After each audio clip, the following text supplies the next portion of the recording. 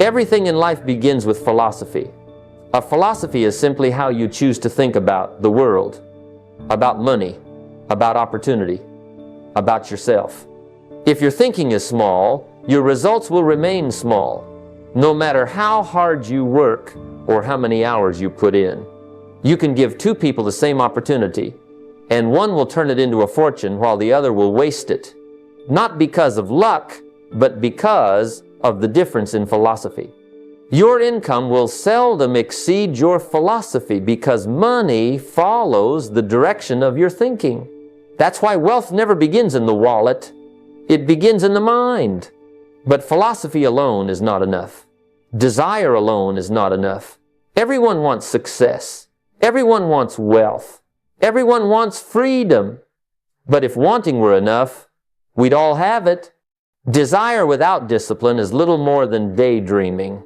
And life does not reward dreamers. It rewards those who discipline themselves to act on those dreams. Discipline is the bridge between desire and wealth. Without that bridge, you can look at the other side of the river all day long. You can imagine the mansion, the freedom, the life of abundance, but you'll never cross over. Discipline is what makes the bridge strong enough to carry you across. The difference between those who succeed and those who don't is not luck, not talent, not even intelligence. It's discipline. Millionaires aren't the ones who stumbled into fortune. They are the ones who built it, brick by brick, with small, consistent choices practiced daily, a dollar saved, a book studied, an hour invested instead of wasted. Each small discipline compounds, and over time, that compounding builds a fortune. Wealth begins in the mind, but it is discipline that brings it into reality. And the good news is this: you can begin that discipline today. Wealth is not only about how much you earn, it's about what you keep. I've met people making extraordinary incomes, and yet they are broke. And I've also met those with very modest earnings, who built wealth quietly and consistently. The difference is not the number on the paycheck, but how they manage the gap between what comes in and what goes out. That gap is the seedbed of wealth. If your expenses rise to match every dollar you earn, then the future will always stay out of reach. But if you discipline yourself to keep a gap, no matter how small, that gap begins to grow into investments, opportunities, and eventually freedom. The truth is, wealthy people are masters at expanding this gap in two ways. They learn to increase their income through skills, value, and enterprise. And they discipline their expenses so they don't consume every gain. It's simple, but not always easy. It takes willpower to say no to unnecessary luxuries, to avoid letting lifestyle chase income, but the reward for that restraint is the growth of the gap, and it's in that gap that your future lives. That's where the funds for your investments come from, where the capital for your business emerges, where your savings for freedom are born. I remember being advised as a young man, if you earn 1,000, learn to live on 700. That lesson stuck with me, and it changed my life. Because when you master that principle, the extra 300 doesn't just sit idle, it begins working for you. It buys books, it fuels investments, it supports causes, and over time, it compounds. So, the gap is not a sacrifice, it's the foundation of wealth. Protect it, expand it, and it will protect and expand you. Leverage is one of those magical concepts that separates the ordinary from the extraordinary. One man with a shovel can dig a hole, but give that same man a machine and suddenly he can dig 100. It's not that he worked harder, it's that he worked smarter. Wealthy people understand this truth. You cannot do it all on your own. If you only rely on your two hands, your time, and your energy, you will always be capped by the limits of those resources. But when you introduce leverage, systems, teams, tools, you multiply effort beyond what you could ever accomplish alone. I learned this early in business. At first, I thought success was about how many hours I could put in, how much effort I could personally exert. But I quickly discovered that my day still had 24 hours, no matter how ambitious I felt. And while I could sell, make calls, or manage tasks, I could never outwork the ceiling of time. The turning point was when I realized I could hire someone to do a task I wasn't uniquely required to do. I could automate a process or set up a system that worked whether I was there or not. That was leverage, and that was freedom. Think of a farmer. If he insists on plowing the field alone, he might scrape out a small harvest. But if he uses a team of workers and the right equipment, his yield multiplies. The same principle applies to wealth. The self-made millionaire doesn't just work harder. He learns how to put tools, people, and systems to work. So ask yourself, what are you still doing with a shovel when you could be using a machine? The moment you embrace leverage, you move from addition to multiplication, and that's when wealth begins to scale.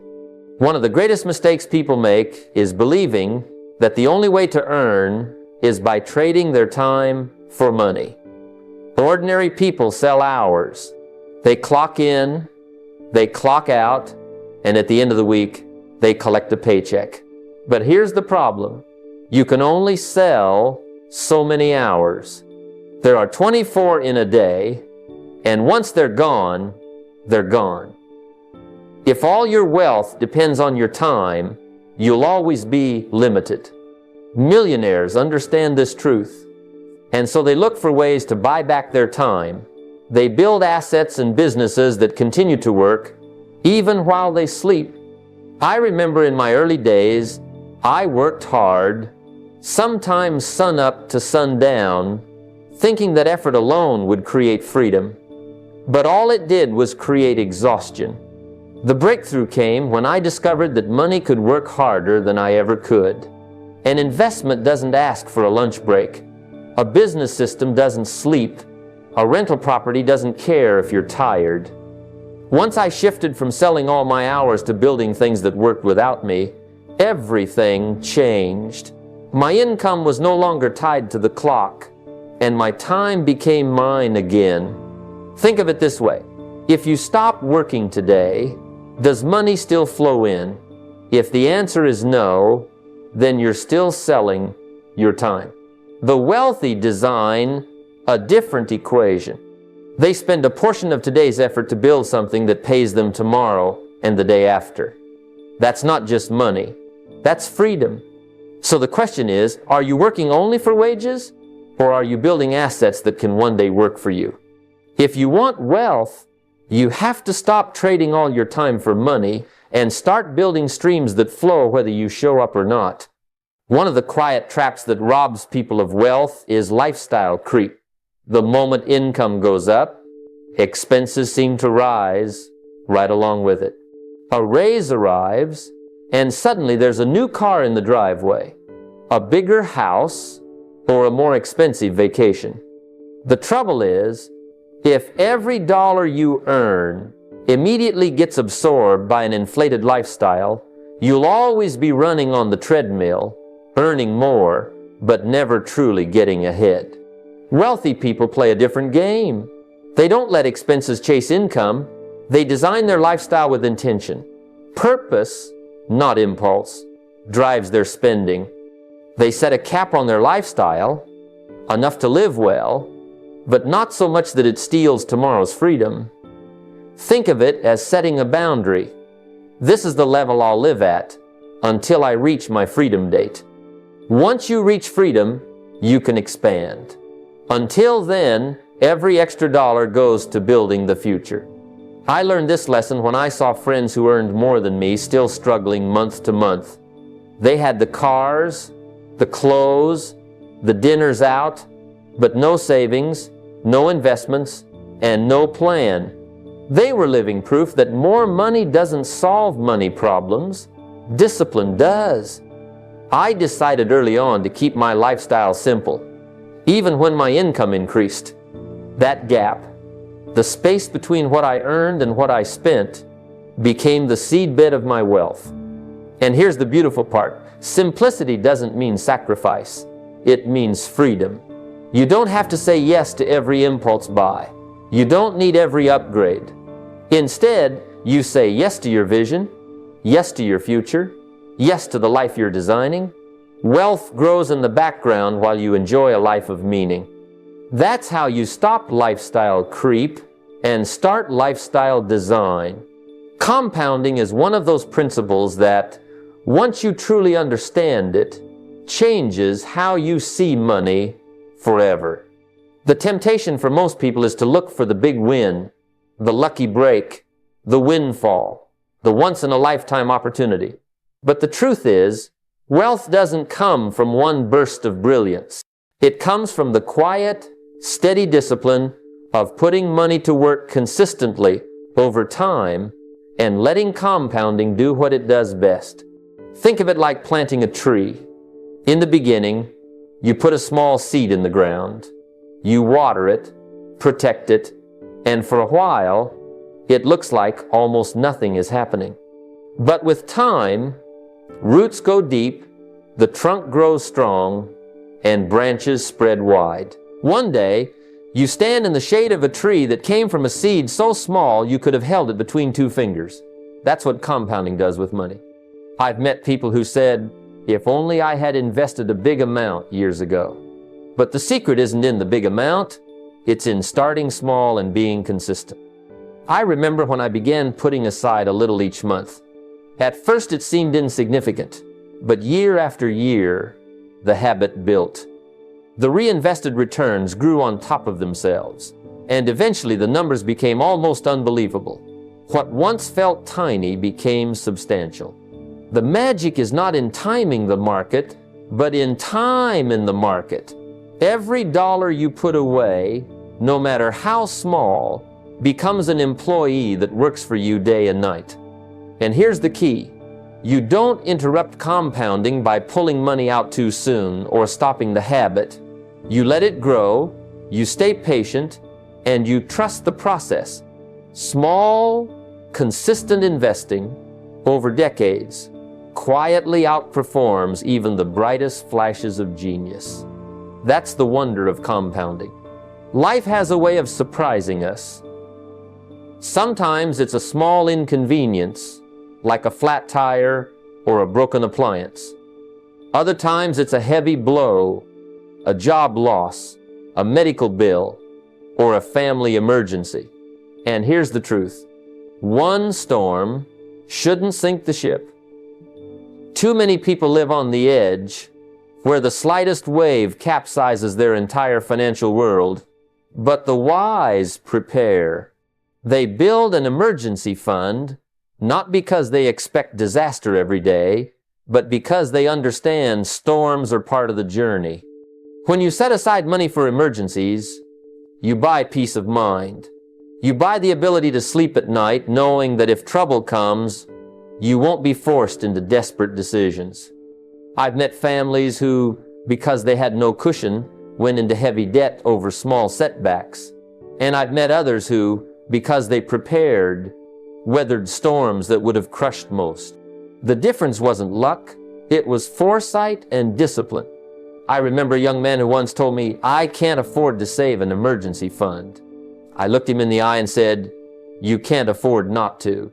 Even saving a small amount each week begins to build that buffer. At first it feels slow, but over time, you create a wall of security that protects everything you've worked so hard to build. Think of your financial life like a ship crossing the ocean. If the hull is too thin, one sharp rock can tear it apart. But if you've built it strong, you can endure the winds and waves. An emergency fund is part of that strength. It's not just money, it's stability, it's confidence, it's freedom from fear. The storm will come. The question is, will you be ready or will you sink? Debt is one of those subjects that divides people. Some say all debt is evil, others use it as the very fuel for their wealth. The truth is, debt is neither good nor bad on its own, it's simply a tool. And like any tool, in the right hands it can build, but in the wrong hands it can destroy. Bad debt is easy to recognize. It's the kind that enslaves you. Credit cards used for impulse purchases, loans for things that depreciate the moment you buy them, payments for luxuries that provide only fleeting pleasure. I've seen people work tirelessly just to keep up with interest, never touching the actual balance. That's not freedom, that's modern slavery, dressed up with a smile. Bad debt robs you of tomorrow to pay for something you probably didn't need yesterday. But then there's good debt. Used wisely, it can multiply your wealth. When you borrow to acquire an asset that produces more than the cost of the debt, you've turned the tool into leverage. Think of buying a rental property that pays for itself and still puts money in your pocket each month. Think of a business loan that funds equipment or systems which generate consistent profit. The key difference is this: good debt pays you, while bad debt makes you pay endlessly. The challenge is discipline and clarity. Don't borrow for wants. Borrow only when the numbers prove it builds lasting value. Treat debt with respect, because it's like fire. Controlled, it warms your house, cooks your meals, and powers your city. Uncontrolled, it burns everything you own to the ground. So don't fear debt, and don't worship it either. Understand it, master it, and use it wisely. In the right balance, it can free you. Misused, it will chain you for life. Many people make a critical mistake. They confuse income with wealth. Just because money flows into your bank account each month doesn't mean you're rich. Wealth is not how much you earn, it's how much you keep, how much you multiply, and how much works for you even when you sleep. I've met people with six-figure salaries who are living paycheck to paycheck because their money flows out as quickly as it flows in. Their income is high, but their wealth is non-existent. True wealth comes from ownership. It comes from assets that produce cash flow, from investments that compound over time, and from enterprises that generate profits without constant labor. If all you have is a high income but no equity, no savings, no investments, no property, you're essentially trading your hours for a number on a paycheck. That's a form of poverty in disguise because your security depends on continuing to show up and perform. I learned early that building wealth requires shifting focus from earning more to owning more. A dollar in your pocket is only valuable if it can grow. Put it to work. Buy assets that pay you back. Reinvest dividends and let compounding do its work. That is how ordinary people become financially independent. Not by chasing ever higher paychecks, but by acquiring things that continue to generate income long after the initial effort. Another way to see this is through the lens of freedom. Income buys time only while you're working, but wealth buys time for the rest of your life. High income without assets is temporary. Wealth built from assets endures. So stop confusing a paycheck with prosperity. Wealth is not earned, it's built, nurtured, and preserved. Income is simply a tool to build it, not the destination. Start thinking of money as seed, not sustenance. Plant it, cultivate it, and let it grow. That is the path from earning to enduring wealth. Vision is the compass that guides disciplined action. Without a clear picture of where you want to be, it's easy to drift, to spend recklessly, or to sacrifice long-term prosperity for short-term comfort. I've observed that ordinary people often act impulsively because they lack a vivid mental image of the life they want. But when you can see it clearly, a 10-year vision of financial freedom, meaningful work, and the lifestyle you desire, discipline becomes natural. Saying no to unnecessary spending, resisting fleeting temptations, and prioritizing investments over instant gratification are no longer struggles. They are steps toward a vision that excites you. I remember when I first began to craft my own long-term goals. I wrote down exactly how much passive income I wanted, the level of net worth I aimed to achieve, and the kind of legacy I wanted to leave.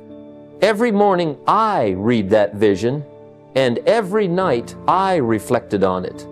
This practice didn't just inspire me, it disciplined me. When a new gadget or a luxury item tempted me, I would ask myself, does this move me closer to my 10-year picture, or does it pull me away? That question alone changed my daily choices and created a rhythm of deliberate action. Discipline is not punishment. It is the bridge between desire and achievement. Your vision supplies the fuel, and your daily choices supply the direction. Even small decisions, made consistently in alignment with your 10-year picture, compound into extraordinary results. Every dollar invested, every hour spent learning, every relationship nurtured, all these build toward the freedom you see in your mind's eye. So, develop your vision, make it tangible, detailed, and emotionally compelling. Let it live on your desk, your journal, or your wall. When temptation or distraction arises, allow the clarity of your vision to guide your actions. A 10-year picture of freedom is not a fantasy. It is a tool that transforms today's discipline into tomorrow's wealth. Keep your vision alive, and it will keep you disciplined. Experience alone is not enough to create wealth or personal growth.